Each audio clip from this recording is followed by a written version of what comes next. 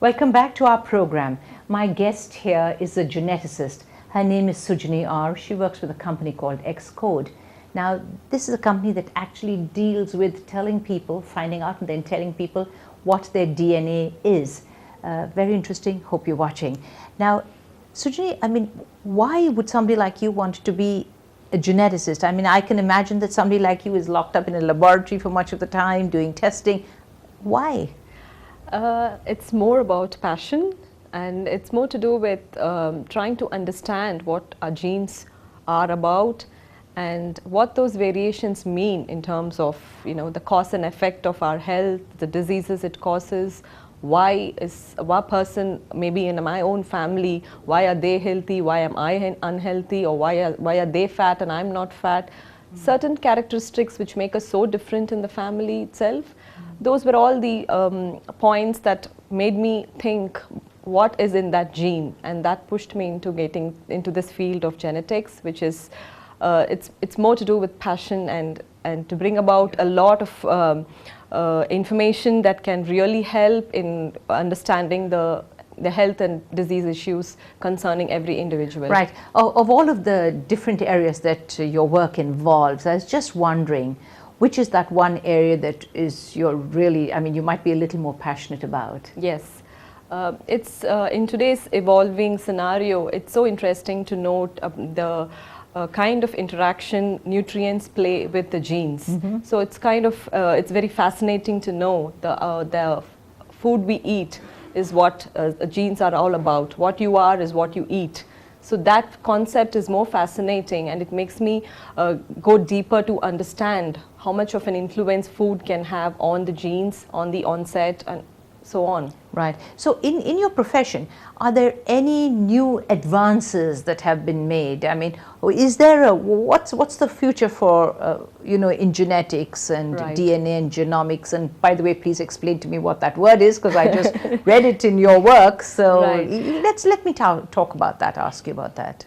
Yeah, it all happened in 2003 when the whole genome got sequenced, and it's all about decoding the letters which make up the genetic code. Genetic code is a 3-letter code which runs to 3 billion pairs inside our body, and so ever since that discovery had been made in 2003, the scientific community has been working towards finding out the association of genes with the different diseases, so that we can get into the level of personalized medicine, personalized nutrition. Okay. So that's where the focus is driving towards now in this century. And perhaps we are about maybe 10 years or 15 years down the line where you can talk about you having to scan your maybe your fingerprint and your entire gene gets sequenced. Wow. And companies like maybe Pepsi's can generate something which is unique to your body, and you can have a drink made for you that suits you best. Really? With the nutrients that is required for your genotype. So that's where the level of personalized nutrition is going towards. And it is really a fascinating the amount of work that's going on towards that level of personalizing nutrition to a person's genotype. Right. Well, I'm fascinated listening to you. Tell me, in terms of the work that you're doing in our country as compared to what's going on in the rest of the world, how does it compare? Comparatively, yes, we are trying to validate and update ourselves to what the Western communities are up to, because it's an open data bank and we can access all kinds of work that has been happening currently.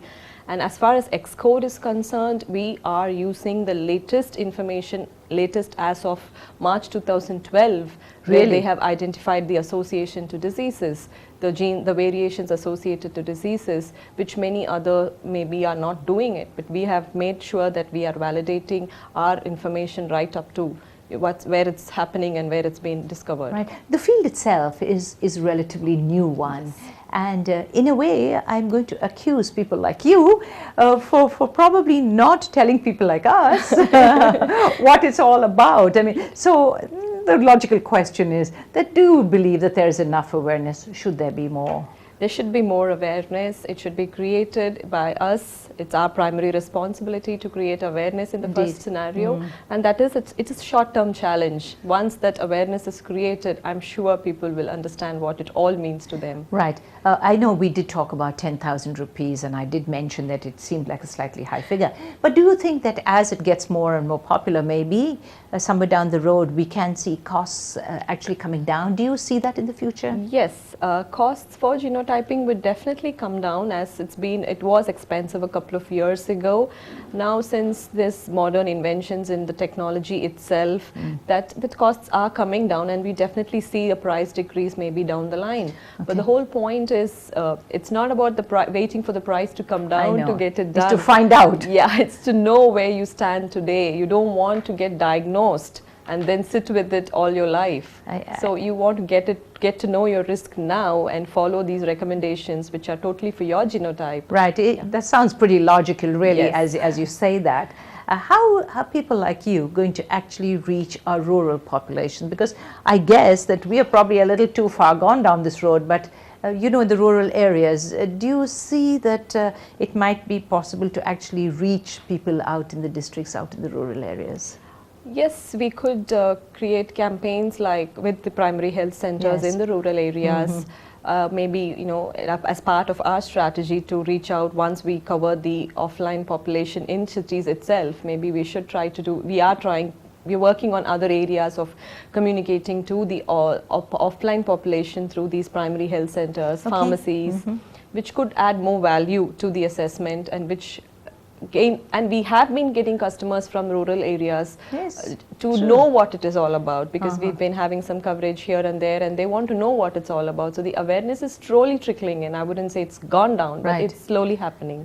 How about joining hands with, say, sort of government? I mean, I know you said primary health centers. That's in a way joining hands with the government. Do you think that governments are getting aware or should be made more aware of stuff like this, so that at the end of the day, you have a healthier state, a healthier country, healthier people?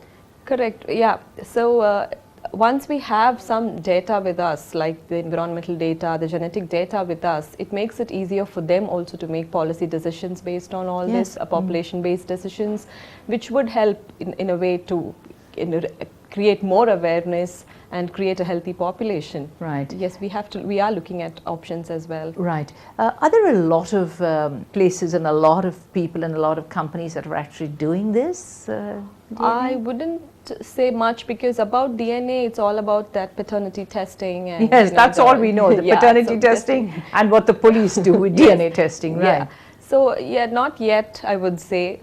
Compared to the West, not yet. So we are trying to get there ourselves. Right. So there's obviously much more to DNA than paternity testing and that what the police do. But Sujini, it's been wonderful to talk to you. I want to thank you, very much indeed for joining me. And well, I hope that you've enjoyed listening to Sujini here on We Connected, because I think it's been a very fascinating discussion. I probably recommend, and I think she does in fact, that we should really find out what our ancestry is and where we come from and what it's all about. Because I think at the end of the day, we might end up being a healthier people and a healthier country as a result of that. Well, that's all we have time for here on We Connect. It's been great that you could join us on this program. Don't forget to keep watching us every single weekend. This is the program on which people are always fascinating. People are always very, very interesting, and people who always have a story to tell us. So don't forget to keep watching us. And until the next time, you take care. Bye for now.